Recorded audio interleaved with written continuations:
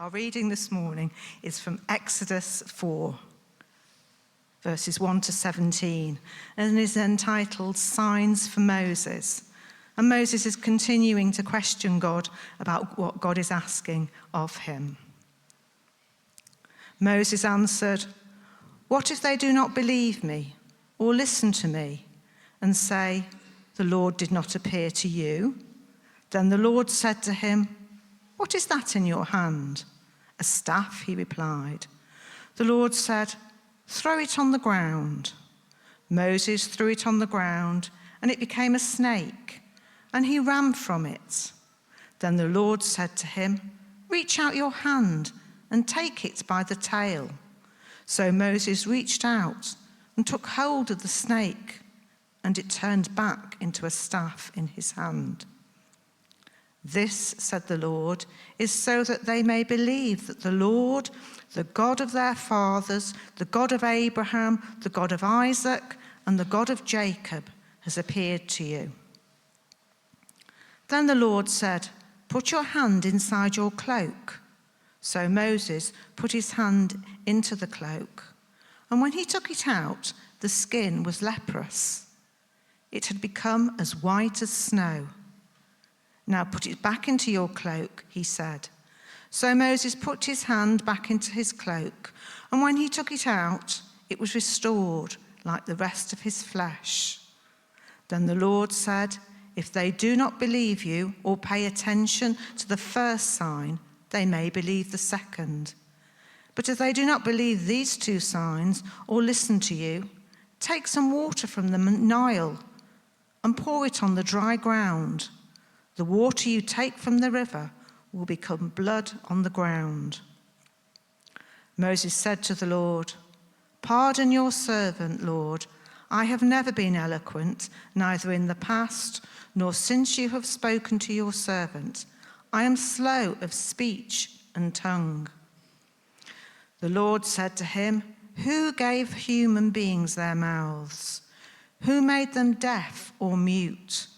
Who gives them sight or makes them blind? Is it not I, the Lord? Now go, I will help you speak, and I will teach you what to say." But Moses said, "Pardon your servant, Lord. Please send someone else." Then the Lord's anger burned against Moses, and he said, "What about your brother Aaron the Levite? I know he can speak well. He is already on his way to meet you, and he will be glad to see you. You shall speak to him and put words in his mouth. I will help both of you and will teach you what to do. He will speak to the people for you, and it will be as if he were your mouth and as if you were God to him. But take this staff in your hand so you can perform the signs with it." Amen. Thank you, Judy, for reading God's word to us this morning, and Hilary too for your prayers. Thank you so much. It's true. I did have COVID, and came back from out, got all right just before going to Albania, and came back on Thursday with the team, and then went to the doctors on Friday night for a COVID jab and a flu jab. So I've got a double dose of COVID resistance in me at the moment. So I'm fine, but I do pray for the rest of you. The Albania team, most of them I think are here this morning, and one of them said to me, "Well, it was a great week, but it felt like it was a month." There was so much involved in it. Thank you so much for your prayers. For those of you who have been praying and hearing updates on a daily basis, we are very, very grateful. On the 16th of November, the team will be sharing a bit more about their experience in Albania. So they need time to digest, to process, to think, to reflect, and then come ready to hear of what God has done in the team's life on the 16th of November. An Albanian gave this glass thing, I don't know, what would you call it? But it's a clock tower in the center of Tirana, and that's a little gift to the church. So I don't quite know where that's going to go, but it will be somewhere in the building at some point. A little gesture from the churches there in Albania, who are very, very grateful for us sending a team to bring encouragement. The truth is, they brought encouragement to us just as much, if not more so.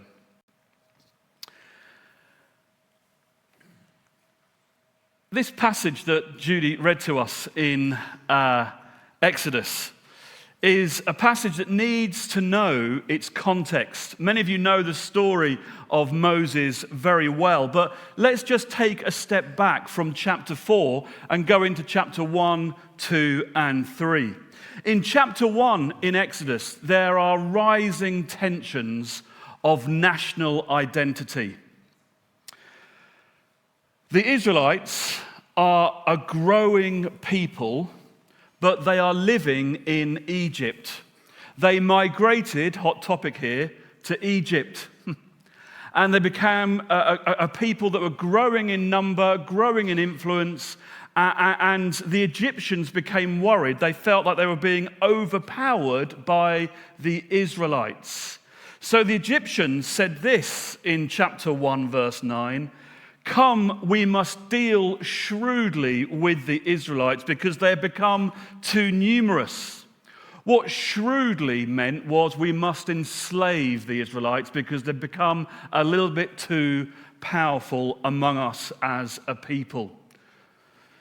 So the Egyptians put slave masters over the Israelites to oppress them, and they made the Israelites' lives bitter, to the point where they wanted to kill the firstborn of the Israelites. It was that bad. But there was a subversive resistance among the Israelite midwives. And Pharaoh retaliated. I mean, you've got to get the picture here. This is nation against nation, one thinking another nation is going to overtake them, and war breaks out, killing, political tension, a brutal dictatorship, slavery, force, fear, violence, domination, oppression, and the mistreatment of humanity. Hillary, your prayers about today's world relate back to Exodus chapter 1. And then Exodus chapter 2 happens, and Moses, one of the firstborn, is put in a basket down a river, and you know the story, many of you. Moses' name in Hebrew means, "I drew him out of the water," but in Egyptian it means son.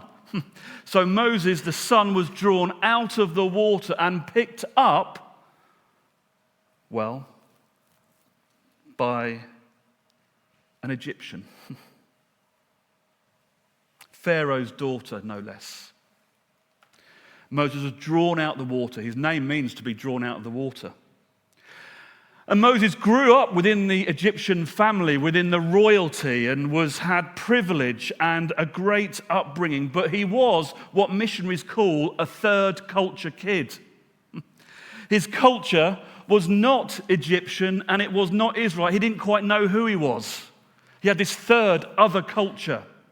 The Egyptians thought that Moses was theirs, and the Israelites thought that Moses was theirs. And Moses saw a fight between an Egyptian and a Hebrew, and Moses' anger burned, and he killed the Egyptian. Moses himself says, "I've become a foreigner in a foreign land." The Israelites continue to be enslaved, and Moses, having killed an Egyptian, then goes off out into the desert. And God heard the cry of the Israelites, but also Moses was seeking God in the desert place.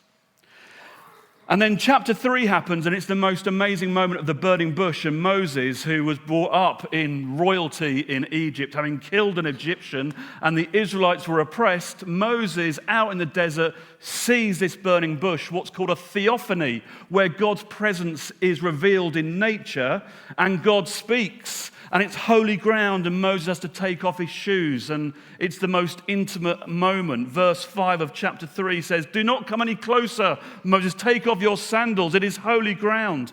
And verse 7, the Lord says, "I have seen the misery of my people, I've heard them crying, I am concerned about their suffering." This tells us something about God's character that is for the poor and the brokenhearted and those who suffer and those who are mistreated. And so verse 10 in chapter 3, hopefully you're with me at the moment. "So go, I am sending you, Moses, to bring my people, the Israelites, out of Egypt."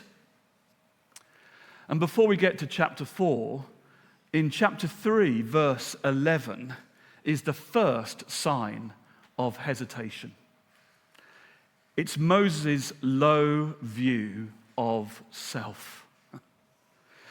Chapter 3, verse 11, "But Moses said to God," having met God in this theophany, in this burning bush, and God hearing the cry of the poor and the oppressed and the downtrodden, the Israelites, a chosen nation, God speaks to Moses saying, "Go, go, I'm sending you to Pharaoh." But Moses in chapter 3, verse 11 says, "Who am I that I should go to Pharaoh and bring the Israelites out of Egypt?" This is the first moment where Moses responds to God's call and says, "Who am I?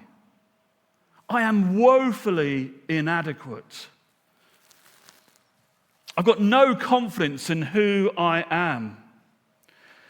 And what's revealed in this early moment before chapter 4 is that God sometimes seeks out those who are not confident in their own self-worth. Are you confident in your own self-worth? If you are, happy days. If you're not, welcome to my world. He calls fishermen who are not educated. Jesus on the shores of Lake Galilee calls fishermen who are not educated, who feel like they cannot follow in the footsteps of a rabbi. They too, they were confident in their own ability of fishing, but not necessarily confident in their own ability to become like a rabbi.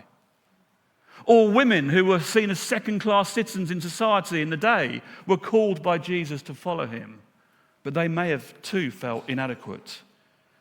If you ever feel inadequate in the sense of God's call, you're not alone. And God responds with reassurance, and he says, "I will be with you," in verse 12 of chapter 3. "I will be with you. You may have a low view of self, but I will be alongside you." But there's also a second sign of hesitation. Moses then goes on a little bit later in chapter 3 and verse 13, saying, "Suppose they ask me, the Egyptians, I go to Pharaoh and I'm not confident, but I go over to Pharaoh and say, 'Let my people go.' And Pharaoh says, 'What is the name of your God? What gives you the authority to come into my world as I am the God of Egypt? Who is this God that you talk about?'" Moses is preempting, saying, "I've got not only a low view of self, but I've also not got all the answers." And God says in verse 14, "I am has sent you." That's what you say. You may be frightened that you haven't got all the answers. You may be having a low view of self. But in response, you just need to say, "I am has sent you." I love this because sometimes in the call of God on our lives, we feel like we need to be the perfect Christian with all the perfect answers in order to be able to have the perfect confidence to be able to fulfill that thing that God has called us to. I was in London a couple of weeks ago attending a LICC event in the centre of London, the London Institute for Contemporary Christianity. And it was a day when we were gathering as church leaders to talk about frontline mission. And the speaker there was a guy called Malcolm Duncan, who's spoken at Spring Harvest a number of occasions, a Northern Irish guy, Pentecostal background, and a very, very good church leader. And he was sharing this story, and I love the story, and I'm going to share it with you now. And he said, he spoke at Spring Harvest, and a few hundred Christians, and it puffs up Christian leaders to be, now it's worship leaders, but then back in the day it was speakers. Oh, fantastic, I am the main guy speaking on the stage to hundreds, thousands of Christians. Wow, look at me. And he told this story saying, he often gives a talk and then says a Q&A afterwards. If you've got any questions about what I've said, just come back to me and we'll debate it and discuss it. And Malcolm Duncan's not shy of confidence. So that's how he rolls. He speaks and he wants Q&A back. Well, this woman got in touch with him and said, I've become a Christian because of your talk. You were so amazing. I was really touched. And he got back in touch with her because she left her number. So he got back in touch with her and he wanted to know a bit more about why she became a Christian. And he confessed to puff up his own ego. So he calls her and she says, actually, if I'm going to be honest with you, I never came to your talk. I'm not a Christian, that's true. I sat in my chalet at Spring Harvest. I listened to you on the TV, but I didn't come to your talk. But the thing that really touched me the most was when you said at the very end, when someone asked you a question, you said, I do not know the answer. And it was when you said you didn't know the answer that I really could connect with you. Before that, you were spouting off about this, that, and the other, and I couldn't connect. It was way over my head. But it was when you said, I do not have the answer, that I really felt the presence of Jesus. And I love that story. It kept Malcolm Duncan humble enough to tell it to us. But also, sometimes God calls us and we don't have all the answers. But he still calls us. Because the truth is, the answer really is, I am has sent us. The answer is God, of course. We are not the ones with all the answers. The third sign of hesitation is the sense of fear of rejection and growing doubt. Now we get into Exodus chapter 4, finally, verse 1. The context, you see, is really important. Those two moments of hesitancy are backed up by a third moment of hesitancy in God's call upon his life. What if they do not believe me or listen to me and say, the Lord did not appear to you? This is the fear of rejection. This is Moses saying, look, they won't really respect me. They won't listen to me. They won't bend their ear to me. They'll laugh at me. They will not take me seriously. They won't treat me with dignity. And God gives in response, he said, well, there's three signs I'm going to give you. Your staff and the snake, and then it's going to be the staff again. Or it's going to be your hand put into a cloak, and it's going to turn from being unwell to being well. And if that doesn't work, then the third sign of rivers and blood and all these signs and wonders maybe gave assurance to Moses for a temporary period. But Moses is in his own leadership, in his own call, struggled not only with his low self-confidence, he struggled with a fear of rejection as well, and not having all the answers. The fourth hesitation is this sense of not being gifted. In verse 10, he's very polite, Moses. Pardon me, Lord. Pardon me. I have never been eloquent. I am slow of speech and tongue. My confidence is lacking. I really don't have the answers. I'm really worried about how my words will be received. I fear rejection. And now my fourth hesitancy is I'm just not gifted. In ministry, I've heard many, many people come to me and say, I feel called by God, but I just don't know whether I've got the gifting.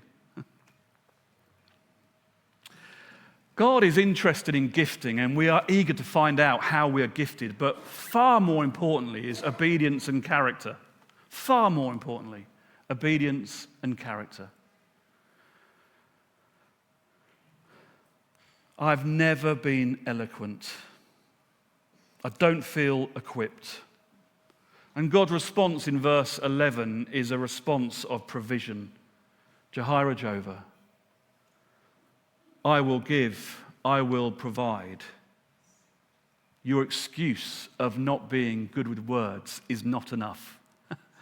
The amount of times I've heard people say, not only necessarily in a big call, but in sharing their faith and witnessing and evangelism, I don't quite know what to say, I'm scared to talk.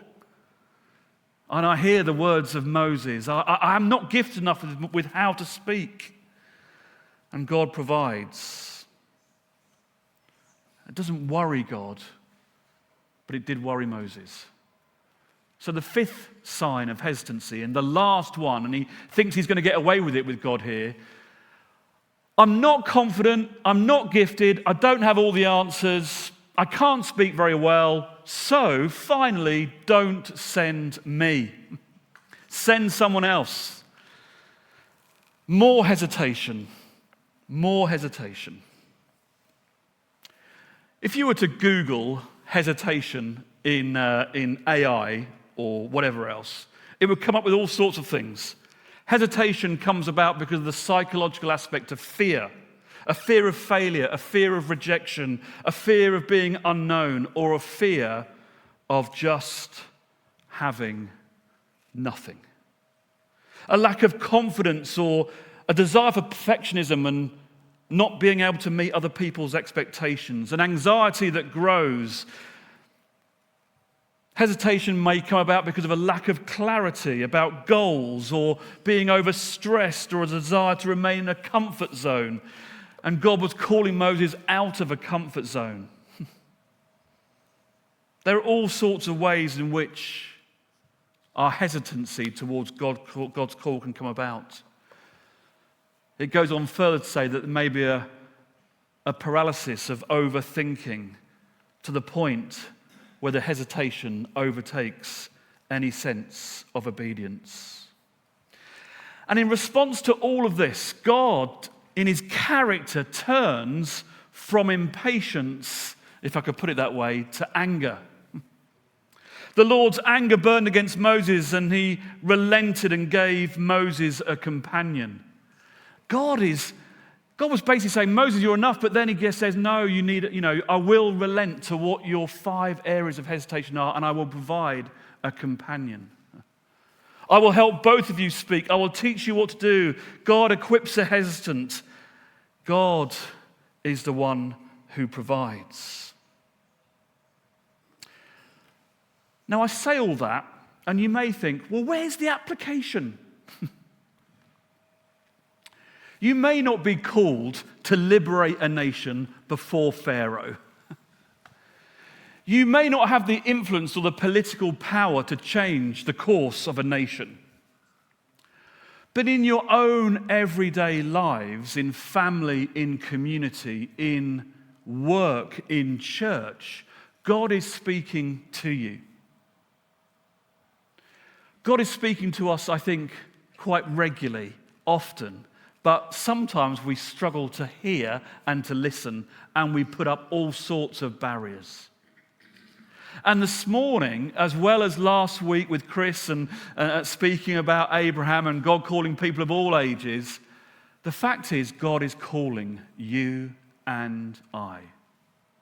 This isn't just for people in ministry. This is for all Christians who are obedient to responding to the life of Jesus. God calls each of us. We may feel like we're not adequate. We may feel like we're not gifted. We may feel like we can't speak very much. We can't contribute very much.